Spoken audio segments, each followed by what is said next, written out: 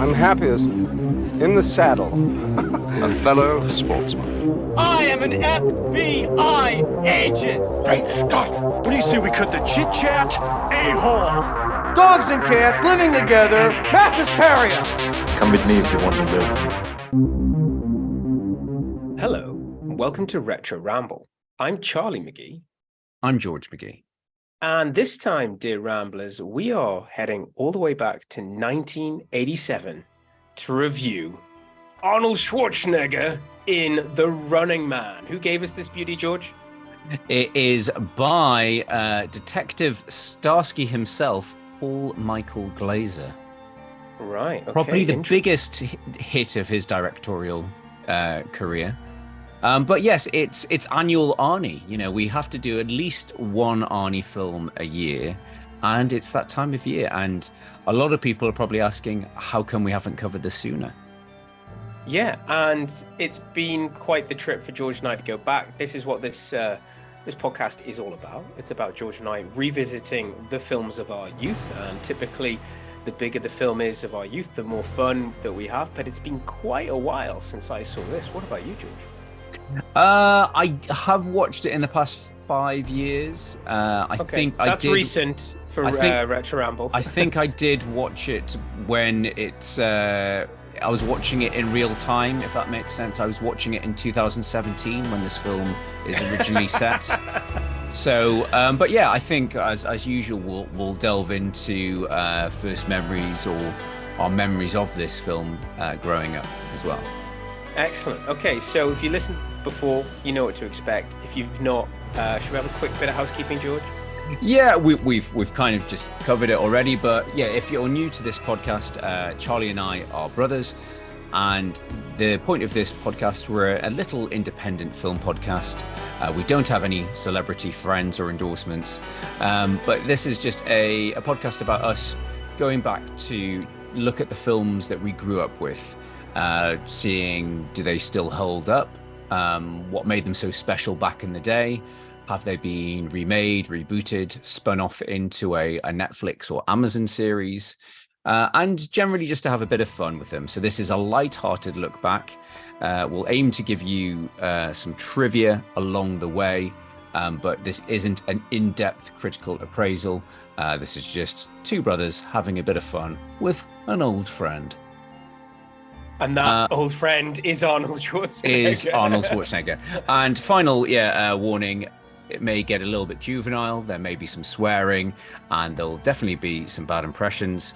We'll be going into the films in detail, so there'll be spoilers from the very off. Excellent. Well, thank you for that, George. So, have we got things queued up? Are we going to be doing the trailer mumbo jumbo? Have we got the video set? And I haven't got it set up, but just give me a sec whilst I load up the cassettes. Okay. Well, all I remember about this film when we were growing up is that there was a lot of sound bites. You'd be watching TV, and there'd be a lot of obviously they couldn't show you the gory bits, but there was a lot of, it's time to start running, and who loves you and who do you love, all of those sort of game showy stuff. And yeah, you can see why. But this is Arnie in his wheelhouse. This is Arnie mimicking, using the same lines, even doing the same poses. It's like, you see me carry a tree, now I carry a girder. Well, yeah, we'll get into that. But yes, I have located the trailer. We'll edit all this out. I've just been treading water for you while you get our tech stuff put together. This will probably be cut.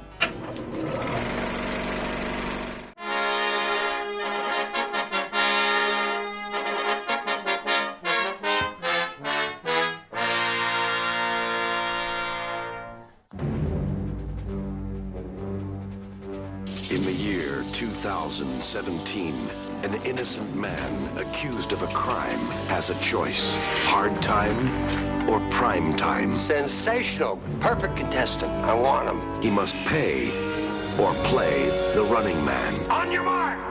I'll be back. Go! The highest rated TV show in history.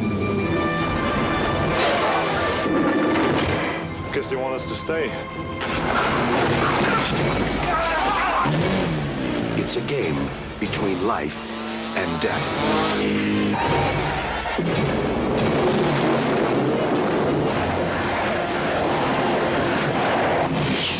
Can you lift?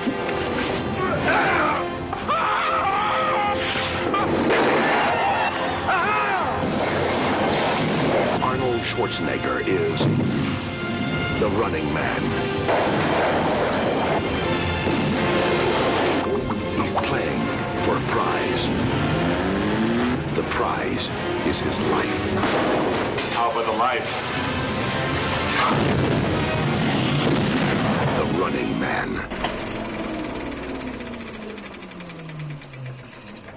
Now, I'm pretty sure that trailer music is either from Aliens or Wrath of Khan. It's definitely James Horner. I was hearing a lot of Star Trek, so yeah, I'm thinking Wrath of Khan, yeah. So yeah, there you go. And for once, quite a nice, short, snappy trailer. But back in the day, I feel like I don't know, I just remember the trailer differently. I remember this film being darker. I know it's got obviously seriously dark undertones, but I remember it being darker, grittier.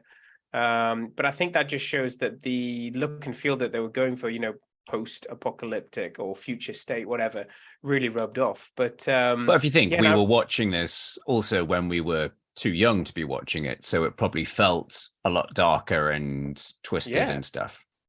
So wow, yeah, The Running Man. I'm so glad we're doing this. It's as I said in the intro, this is Arnie at the top of his game. Films were made for him and, around his muscles. So George, how did we get this film? Because I think I know that there's a lot of background, so I'm expecting it's a long trip to production Chat Island or a short trip to a big island of production. I'm not sure. That's a good question. This is based on a book, a novel by an author called Richard Bachman, also known in real life as Stephen King. So, okay.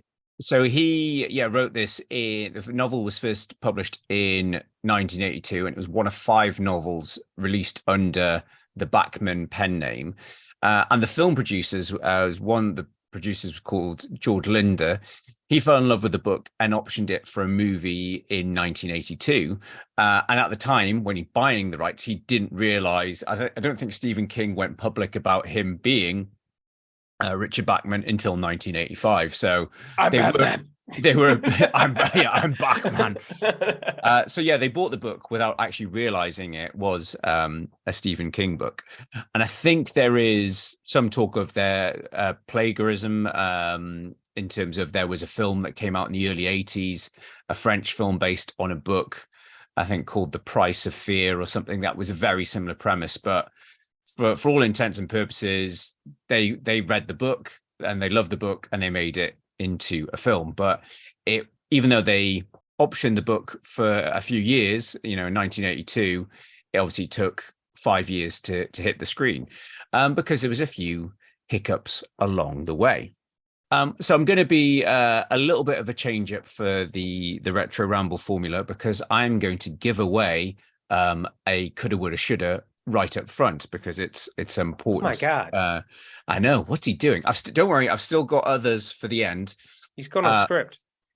So originally, it was announced in 1985 that none other than actor Christopher Reeve was originally signed on to play the lead in this film. Shooting was set to start in September 1985, was then delayed to 1986, and they were all set to shoot in Canada, in Alberta, in an abandoned shopping centre, in a shopping mall, I should say. And that was going to be the whole sort of setting for the film as well. However, reports at the start of 1986 that Christopher Reeve was out and some guy called Arnold Schwarzenegger was in. So where was he in his career at this point? What have we had from Arnie? We'd had Commando. This is Arnie on the ascension, essentially. Okay. Yeah. So yeah, he'd obviously done, his early stuff was, Conan, Terminator. We'd done, Commando, I think, was the big sort of action blockbuster hit. And I'm trying to think, would have been sort of he did so many films close together. There was obviously Red Heat, Raw Deal, Predator was made around the same time. 87 as well, wasn't it? Which we'll get into. So yeah, he was, his star was really on the rise. Obviously, it would be at its peak around, early 90s with, Terminator 2 and when he was getting into his comedy and stuff. But yeah, so he was a big name, and mid 80s, I suppose Christopher Reeve was still burning fairly brightly off the back of Superman. This is before, obviously, Superman for Quest for Peace was 1987. The Quest for Peace. Oh, well, if you're not going to give me that job, I'm just going to go to Milton Keynes and make Superman 4. I'll go to a shopping centre there instead. Can you imagine what he must have been going through? I could have been on the Running Man, and instead I'm in Milton Keynes. So anyway, so yeah, with the change of stars, obviously the nature of the film changed. So with Christopher Reeves, it had been, I haven't read the book, and I was planning to get a hold of a copy, and because a few people have told me it is actually, it is good, because that was a question I wanted to ask, because I'd picked up on that when I'd seen it was inspired, and that's what I've read about, that it's a good book. So yeah, but I think the Reeve version was a lot closer to the book, and his version would have been about an unemployed man who goes on a violent game show for like a month because he has to support his family. I think his daughter's dying or something like that. However, when Arnie came on board, it's like, no, this is too dark and depressing. You've got to be an innocent man. I've got to be a hero. I've got to be a war hero, wrongly imprisoned, and I break out, then I get captured again, and then I go on a game show. Okay. And it's a really flashy, gladiatorial style game show. And I think our friend Stephen D'Souza, who we talked about, who helped create Arnie's action persona in Commando. And obviously he would write, a lot of 80s hits. He would do, Die Hard and many other stuff. So his pen had touched a lot of sort of 80s action gold. And apparently he worked on, between Reeves and Schwarzenegger, worked on 15 drafts of the script. So it went through various different versions. It also went through various different directors, and there's a familiar name that crops up. So originally it was due to be directed when Christopher Reeves was on board, and they were going to shoot at this shopping mall, by George P. Cosmatos. Now he is the man that we talked about him in Tombstone. He directed, I'm doing my inverted commas, Kurt Russell. Fingers. Yeah. So yeah, he directed Tombstone. He directed, quotation fingers, Cobra for Stallone, and he also did one of my favorite films, Rambo: First Blood Part 2. So he was quite, a big name in the 80s. He was Stallone's go-to guy, but he was fired over creative differences. Then the producers looked at a few other directors. There was a German director I've never heard of, Karl Schenkel, British director Ferdinand Fairfax, who got down to storyboard stage. And then finally, Andrew Davis came on board. And Andrew Davis is someone we've talked about before, because he was the man that gave basically Steven Seagal a career. So I think he did Hard to Kill and Under Siege, but then he would get Oscars with The Fugitive. Right. So he started working on this film and was fired after 8 days, because apparently, according to one of the producers, he was $500,000 over budget and 4 days behind of schedule. So he was fired, and then they were scrabbling around, and they hired Paul Michael Glazer. And as I said in the intro, he's best known as Detective David Starsky from Starsky and Hutch. He did have a directing experience. He hadn't directed any theatrical releases, but he directed a fair few episodes of Starsky and Hutch, and he had also directed a few episodes of Miami Vice. Now, it's actually in Arnie's autobiography. He doesn't really talk about the Running Man very much, but he talks about how he was not happy about having Paul Michael Glaser on board. He's like, he didn't know anything. He's just a TV director, and he lost all the nuance of the book, and everything went out the window, and it made it look really cheap, like a TV movie. Right. Yeah. So, but Arnie, on fairness, said, he was brought on late in the day, and he had to do it on a tight budget, and he did the best he was dealt with. So, but yes, I think Arnie was comparing him to the likes of James Cameron and stuff like that, which is probably an unfair comparison. Yeah. So to save money, because they were already down on money, they filmed a lot of it in and around LA. So they filmed all the interiors at the Hollywood Center Studios. And then pretty much most of it sounds like it was filmed at a steel mill in California. So for both the opening, where they're in the prison, the steel mill, and also where the game arena is set, is very industrial as well. And yeah, finally, we touched on it before. Originally, it was scheduled for a summer release, but they moved it back to a winter release to avoid competing with Predator, which was released in the summer of '87. Competing with yourself, only Arnie. Yeah.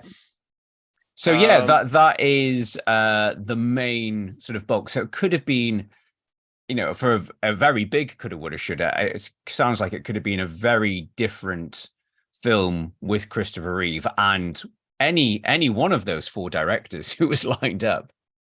Yeah, I mean, who knows who they would have chosen? I think if you look at where Arnie was, he was like, oh, come on, let's just make this film. I think he was probably really on board. And I think it was probably quite different to, if you look at what he'd done, there was Conan, there was a bit of fantasy, there was Commando, which is, okay, it's a crazy action flick.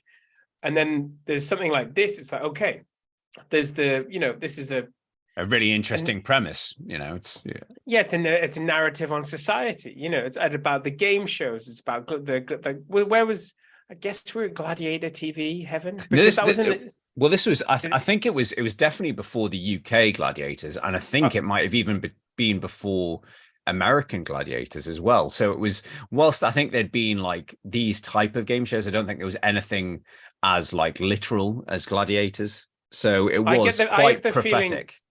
I have the feeling that America had American Gladiators a lot longer before we kind of lifted it. Because I don't think we got it in the UK until the 90s, did we? Early 90s. Jet! John Fashanu. Yeah, and Wolf. Oh, yeah. And meets Wolf Power. Yeah, and but I do put that as being like early 90s. I preferred Blind Date with Cilla Black, but there you go. That was primetime television for idiots. So yeah, but I think that's what I wanted to talk about as we move off, before we start talking about the film, is looking at it with a slightly more mature mind than when we first watched this film, is the commentary. Yeah, it's the social commentary, is the fact that this came up recently. If you've checked out our Patreon episode of They Live, we were joking about how the magazine stall is the internet, but they're talking about technology and about how people are stuck to their phones and that the TV is lying to you and people are just eating it all up. But this is another film where the TV is lying to you. And now today, the world we live in is like, yeah, we know the news is lying to us. We're in a post-truth world now. It's there's so much that you can take from this. And I saw, obviously I will read out the opening now, because I think at the time and even now, it just seems to be becoming more and more true to life. So here's the opening prologue. By 2017, the world economy has collapsed. Food, natural resources, and oil are in short supply. A police state divided into paramilitary zones, ruled with an iron hand. Television is controlled by the state, and a sadistic game called The Running Man has become the most popular program in history. All art, music, and communications are censored. No dissent is tolerated, and yet a small resistance movement has managed to survive underground. When high-tech gladiators are not enough to suppress the people's yearning for freedom, more direct methods become necessary. That's a good prologue. I like that. It is. And when you think about, like, when did I think Trump came into power in 2017? Brexit happened, or Brexit was end of 2016? It just seems like it was all kicking off then. And obviously, we're living in it. There's an energy crisis at the moment. There's just American banks are having fun right now. If you've got Silicon Valley Bank, wow. American banks are having fun right now. There's talk of freedom of speech on UK. Everyone's going nuts about Gary Lineker. That's putting a timestamp on things here. But yeah, and I think that's the thing that you and I, that's the thing that a lot of people love about the power of science fiction, how it can be all these far-flung futuristic ideas, but it is a comment on society at the time it was written and the direction we're going in. And it's quite, as you said, talking about They Live, it's scary how prescient these films are becoming before technology has evolved and TV and the media have become so much more saturated in our lives and controlling of our lives. Well, it's that, art imitating life, imitating art, because you've got what's going on is like, the ante keeps on getting upped, and it's like, well, we'll do this, then we'll do that. And you're like, are we giving the bad actors ideas? Is older sci-fi giving the bad actors these ideas, or the lawmakers say, oh, it's never going to happen? But like, yeah, if you look at when you were saying there, art is censored, you made me think of that, that post-apocalyptic world where the earth is ruled by a video of Sean Pertwee. Equilibrium, which is not the Matrix. It's not a rip-off of the Matrix, but and it's not a rip-off of Fahrenheit 451 either, or 1984. But there's certain things about censoring, about like having a police state, and then we've covered one of our favorite, not Universal Soldiers, Starship Troopers, where you've got the same sort of thing. It's like everything's cool because we've gone seriously right wing it's a military state. But the satire is done brilliantly there. There's RoboCop, and I think you've probably said to me there's a lot. I put this in the same wheelhouse as RoboCop, not the same level of satire, but definitely the same sort of like, things are bad. There's a police state. The TV shows that are on TV and RoboCop are the sort of kind that the Running Man looks like. Yeah, no, it's I was going to say it's quite funny that you think about RoboCop was made the same year, and yeah, there are times this does feel like the sort of lesser cousin of RoboCop with the TV and that satire of was it Climbing for Dollars? I'll buy that for $1. Yeah, and stuff like that. And obviously, They Live is 1988, so it's a lot of stuff going on at that time. No, it's funny, as you were talking, I was just thinking another thing that's just come up in the news recently about art being censored is, in the past, I think, month, both Roald Dahl and Ian Fleming, they're talking about removing some, inflammatory language, that they're actually going in and editing these books, and everyone's saying, this is wrong, okay, by all means, put a warning or an opening statement at the start saying, this is a product of its time, but you shouldn't be censoring stuff as it was written. That's terrible. You can't censor Roald Dahl's racism, or Ian Fleming's love of vodka and sweet tang of something else. Oh my God, yeah, there is that line. Oh my God, Quado, fetch my shoes. Yeah, so just to finish off on that, have you watched Peter Pan yet on Disney? Because there's a warning that comes up. Oh, there's loads of disclaimers on a lot of the Disney stuff. That's the first time I'd seen one. Maybe you're watching a lot more risque, dated stuff. There's even disclaimers on the Muppets, the old Muppet Show, because it'll be some sort of sketch about, I don't know, Native Americans or some Pacific Islanders, or someone might be smoking a bit too much. I don't know. Yeah. Oh well, it's political correctness gone mad. So where are we with the Running Man? Should we talk about the film? Yeah, so let's jump into first memories. What are your memories of this growing up? Well, I've got the typical. I think we discovered this early. Well, at the same time, we discovered like all the other Arnie films over at the Glendennings. But I remember its 3-act structure. Actually, no, that's a lie. I don't really remember the ending. So we can talk a little bit. My first memories are a bit patchy. I've got a lot to say about what it was like to go back to this time.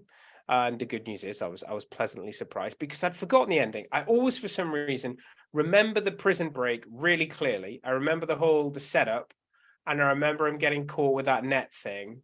And then I remember like the skip to a death scene. But I don't remember the subplot. I don't remember the whole thing, we're getting into Act 3 now, but like where the film ends. I forgot all of that.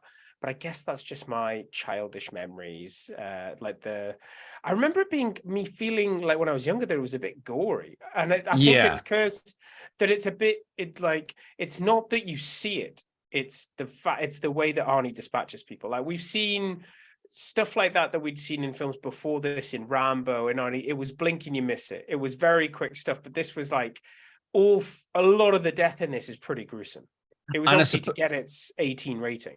And I suppose when you think about it, if you look at like, obviously we joked about it in Commando, the fact that he's like literally mowing down hordes of disposable bad guys with a minigun, whereas this, he's killing a handful of people pretty much with his bare hands, or by very brutal methods like barbed wire, chainsaws, and all that jazz. And I remember it having I mean, you and I, we've talked about this before, are, big scaredy cats. And I remember thinking it was a lot more horror influenced growing up.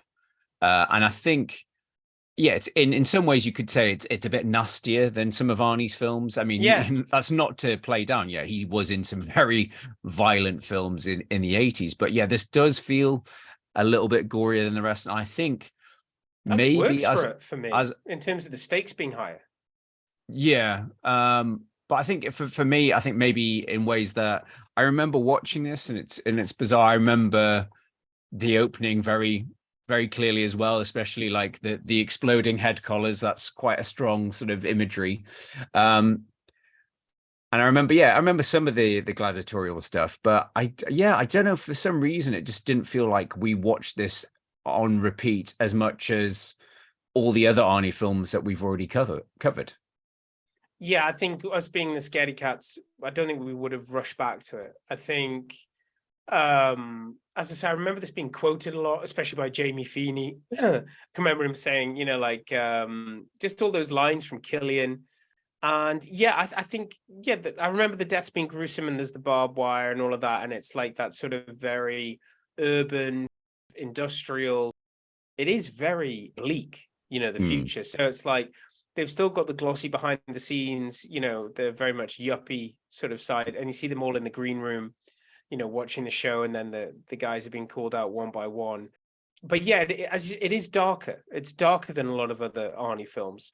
And that's probably why we didn't go back to it, because we were young. And we're like, no, we just want to watch the stuff that's made for kids. Yeah. I mean, there's a lot of, as I say, it goes back to probably is Stephen D'Souza. You can feel the script has been so engineered around his persona, and some of the one-liners, they're like, even Roger Moore would groan at some of these one-liners. The Sub-Zero, now Plane Zero. You're like, is that the best? Surely you could give that another pass. I wanted to say something about the delivery of his one-liners are late. They are late and they are labored. That's the problem. And again, I think that could be down to direction. I think directing. No, Arnie, one more time, because it's unlike him. You've seen him even, and then in True Lies, we've seen him. We've seen him. He can do Bond. He can do the Bond quips. And you're right. Roger Moore would be turning about that, saying, no, that's not how you do it. And I think even Arnie probably doesn't like it. It's like, there's too much of a delay, because he said, do you want a lift? It's like everything he's doing. You got to remember, in the same year, stick around. It's same writer, same year. It's obviously the director who's let him down. Even let off some steam. There's poetry there. But there's that's something I picked up on, and I know we're not going to sort of go into detail, but there are bits of this film that feels like there's no real tension, or it's just not very well done. There's scenes that, again, and it's something I mentioned before, like if you imagine in someone's hands like James Cameron, like how effective this film could be, but it just feels like watching it back now, it feels like there's not as much menace as there could be. There's not enough threat. You don't really feel like Arnie's truly running for his life. I don't know if it's because we've spent decades watching this man fend off everyone, but you just don't feel, oh yeah, well, it's just Arnie's going to get out of it. Obviously, the other guy's going to die, but you never feel he's really truly in danger. And I don't know if that's just down to Paul Michael Glazer's direction, that he hasn't had that enough experience to really portray the threat, or to get the best performance out of Arnie. Well, yeah, because if you look at, I can see where the money's gone though. Like if you look at the set design, you've got a guy on a bloody jetpack. You've got, the chainsaw, the motorbike. They've obviously spent a lot of time on the whole choreography of the fights. And yes, I think we are looking at this with, well, it's Arnie. Of course, he's going to get out of it. But yeah, I think I do remember the first time, because I haven't watched this film that many times. I do remember thinking, this is gruesome. There's a high risk, and they obviously throw in two of his, his cohorts from the beginning of the film. So there's going to be a body count, But yeah, I mean, I do think that there was something missing. Like, I think Killian brings everything. So he was actually a TV host. I didn't know this when I was younger. Yeah, so he used to. He was really just Family channeling. Feud.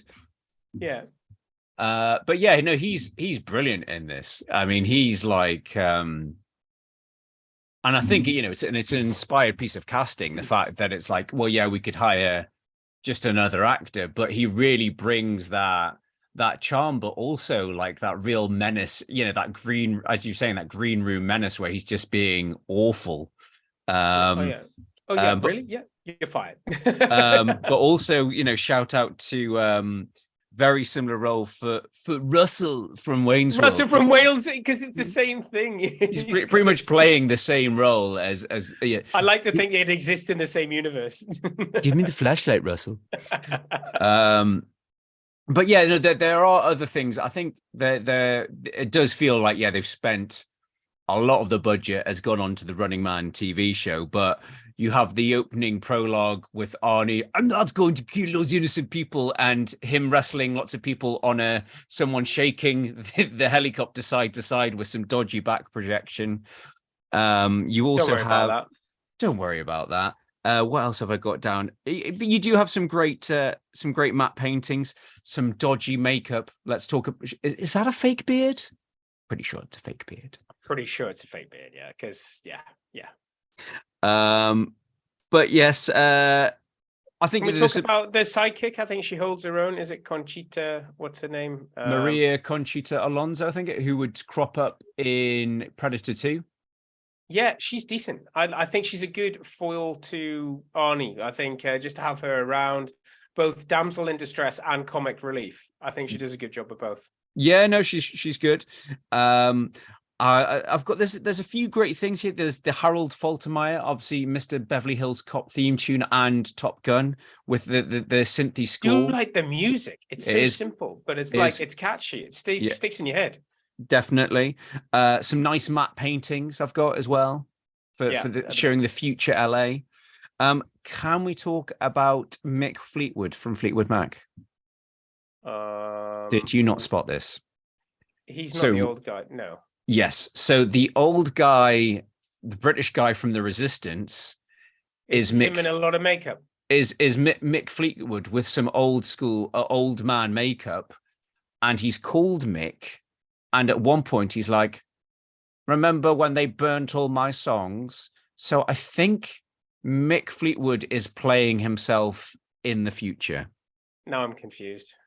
So yes, I remember one of my old work colleagues pointing that out to me, and I'm just like, that can't be right. And I've watched it and then read up online. It's like, yeah, it's pretty much, I mean, so it is fact. It's not just rumors. I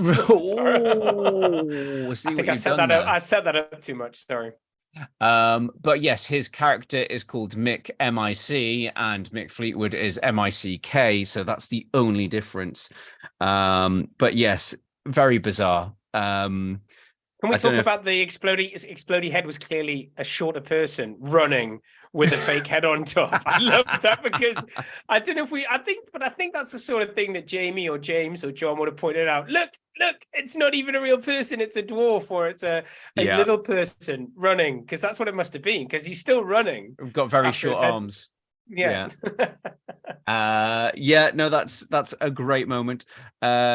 We have to talk about the fabulous Jesse Ventura. Is it Captain Freedom? Captain Freedom. Yeah, I mean, he really doesn't get it's a shame we don't get to see the full Jesse.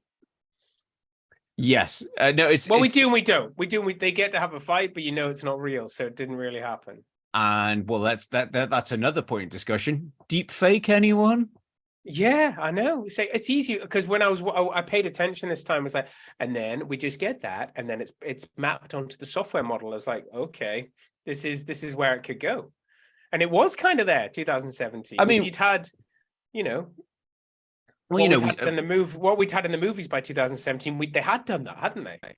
Yeah, they'd gone a lot further than that. So yeah, I remember us talking about how hilarious that was at the time. But yeah, and it is quite clever how they show them mapping the faces and stuff like that. So there is some great future sort of technology in it, and the planning and stuff there, and the commentary. I say love Jesse Ventura. He needs to be in it more. Just the commercials where he's doing his workout classes and he's just doing all the posing and jumping up and down. It's amazing. It shows his talent. He should have done more of that. Yeah, absolutely. Have we got anything else? Quite fitting that I know it's obvious, but the fact that all of the gladiators are dispatched by their own weapons or a version of their own weapons. So Pyro is burnt alive. The electric guy's electrocuted. The buzzsaw is impaled on his own thing. That's true. It's quite smart how he does that with all of them. Yeah, definitely. Why does Killian explode when at the end he goes into an exploding billboard? Is it because it was the 80s? It's because the billboard is it's near a fuel dump. So okay. My mistake. I don't even know why he goes faster than everybody else. Is it because everyone's gone home? Probably because Arnie's pushed him. Is that what it is? Okay. I did like the thing. Maybe we are getting really pernickety now, but when the thing's going through the tunnel and there's a mirror in the tunnel to see yourself going past, it was just so it's probably a ride or something, the fact that it's got that. But so just to talk about what it was, I really enjoyed going back to this because I'd forgotten the whole thing at the end. I'd forgotten the uprising, the rebellion. And I think this film moves along at a nice pace. Yes, going back to Arnie's, he's never in real peril. That is missing. There's no real tension. But I enjoyed where it goes. I enjoyed the comeuppance of everything. I think it was great to go back, and it was a pleasant surprise because it's been so long since, must be at least 10 years. I watched this maybe even longer. I think I definitely watched this at uni, when I was going through, or when DVDs came out, it was that moment. It's let's watch everything. Yeah. But it's been a long time. No, I think it's, for me, it's sort of mid-tier Arnie. I mean, I think he's, in terms of, he has done some sort of stinkers in terms of the action, and he had a fairly consistent hit rate in the 80s. But yeah, there was a few clunkers, and I think this kind of sort of sits in the middle. And I think there's a lot to enjoy about it. there's some great ideas, but it's not really the action. Yeah, there is. I mean, there's some inventive action, but it just always feels small, the bit that's clearly they filmed it on a hockey rink with a few, putting a few walls up and stuff like that. And yeah, you can see the sort of the budget limitations. But yeah, I think it still zips along. It's a lot of fun. As you say, it's got great soundtrack. There's a lot of key things. All I'm saying is I think it had the potential to be a lot better, and maybe in sort of safer hands. Imagine it if it was a Paul Verhoeven or a James Cameron, film. It could potentially be really, really something. I think Verhoeven would have been a great director to have given this to, because he would have dealt with the satire, the commentary, the social commentary, and he would have given us the gore and the bleakness that he's given us in films like RoboCop. So, but he was obviously too busy making RoboCop, and thank God he did that. So, indeed, yeah. I don't know what else there is to say. Would you like to? Is there anything that we haven't covered that's worth mentioning? I am definitely going to check out this book. Yes, we'll have to check that out, because I think it is.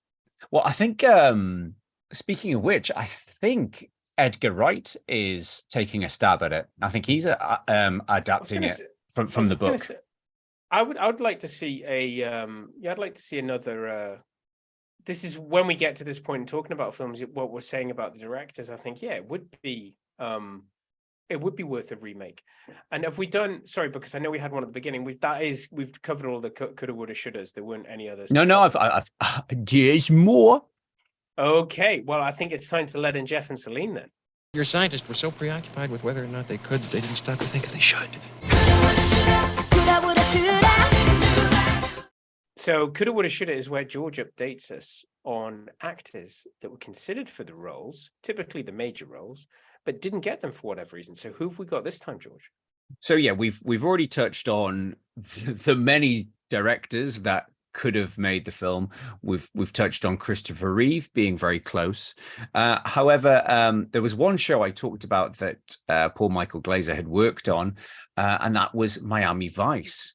And at one point, Don Johnson was in talks to star, but he passed on the project to remain working on Miami Vice. So he was one person. What are your thoughts on that? Well, I guess he was making a ton, and that was the highlight of his career, I think. He's gone on to do some interesting things since. Likable guy. It's nice to see him pop up in films. Like, I think the most recent thing I saw him was Knives Out. He's had a bit of a career resurgence. He's also very good in, I don't know if you've watched it yet, but the Watchmen series. He's good in that. I have not. I do rate him, and I think I was really tempted. There was one thing, I never got into Miami Vice when I was younger, and that's something I probably too young when it was in its prime. Totally. But it's like, I think that would be an interesting thing to go back to at some stage, is to see, because I think it's such a great time capsule, yuppies and suits, and I think I think so. To answer your question, what would I have no idea what he would have been like acting in a film like this. Well, again, I think it's hard to imagine anyone other than Arnie when it's been so clearly built around him. However, one other person that was arguably having a peak moment at this time was none other than Dolph Lundgren, and he expressed interest in starring in the film, which again you could potentially see Dolph, but this is around the same time as Masters of the Universe, so I think Dolph would really struggle with those one-liners. Unless they worked it into the script, like they worked around Arnie. But if they got around his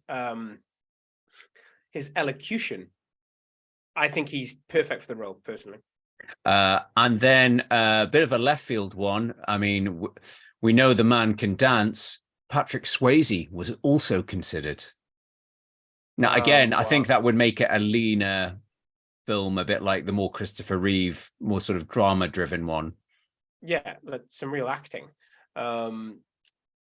Interesting to see who, especially in terms of the time, like who.